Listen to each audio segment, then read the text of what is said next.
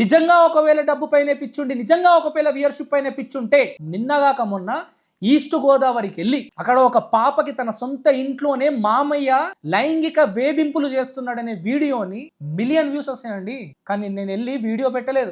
నాకు మొత్తం ధైర్యం అంతా నువ్వే, నేను ఖచ్చితంగా చేద్దామమ్మా. నా పిల్లలకి నాకు డబ్బు వద్దని, బంగారం వద్దు, ఇల్లులు వాళ్ళ దగ్గర నుండి నాకు చిల్లికి అవ్వ కూడా వద్దని, న్యాయం కావాలని. నాకు ఎంతో మంది ఆడపిల్లలు ఇలాగే ఉంటున్నారని వాళ్ళకి తెలియకుండా ఈ వీడియో ద్వారా వాళ్ళు తెలుసుకోవాలని. మనకు కూడా చాలా చట్టాలు వచ్చినాయి, మనకంటూ ఒక అన్నయ్య ఉన్నాడని వాళ్ళకి తెలియాలని. కూర్చో చేద్దాం, ఖచ్చితంగా చేద్దాము.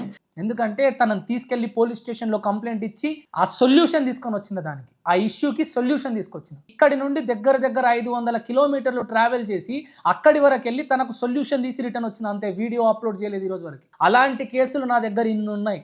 100 కిలోమీటర్లు ట్రావెల్ చేసి అక్కడి వరకు వెళ్ళిన తర్వాత పరిస్థితులు ఇటు అటు ఉంటే నన్ను పిలిచిన బాధితులు ఎవరైతే ఉన్నారో వారికి న్యాయం జరిగితే చాలు అనుకొని ₹1 తీసుకోకుండా కేవలం న్యాయం చేసి వచ్చానండి.